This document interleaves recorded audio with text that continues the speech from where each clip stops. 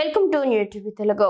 ప్రభుత్వ medical కాలేజీను ప్రైవేటీకరిస్తున్నారంటూ YCP రాష్ట్ర వ్యాప్తంగా చేపట్టిన నిరసనలో భాగంగా గుంటూరులో తీవ్ర ఉద్రిక్తత చోటు చేసుకుంది. మాజీ మంత్రి అంబటి రాంబాబు నేతృత్వంలో తలపెట్టిన ర్యాలీని పోలీసులు అడ్డుకోవడంతో ఆయనకు స్థానిక సీఐకి మధ్య తీవ్ర వాగ్వాదం జరిగింది.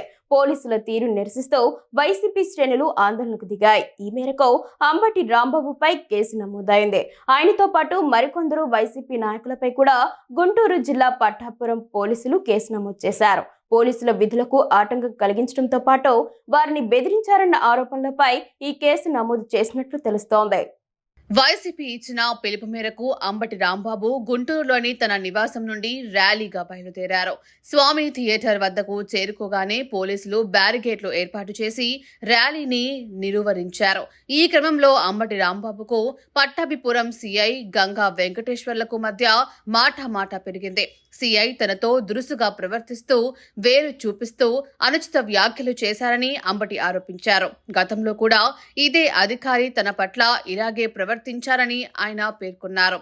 ఈ ఘటన అనంతరం అంబటి రాంబాబు మీడియాతో మాట్లాడుతూ ప్రభుత్వం పోలీసుల తీరుపై తీవ్ర స్థాయిలో ధ్వజమెత్తారు. మేం 17 మెడికల్ కాలేజీల నిర్మాణం ప్రారంభిస్తే ఈ ప్రభుత్వం వాటిని పీపీపీ పద్ధతిలో ప్రైవేటు వ్యక్తులకు అప్పగించి పేదలకు విద్యను దూరం చేస్తోంది.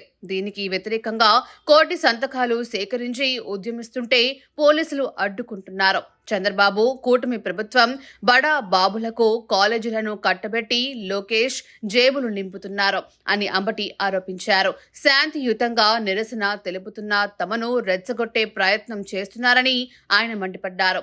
లోకేష్ మెప్పు పొందేందుకే కొందరు పోలీసులు ఇలా ఓవర్ యాక్షన్ చేస్తున్నారు.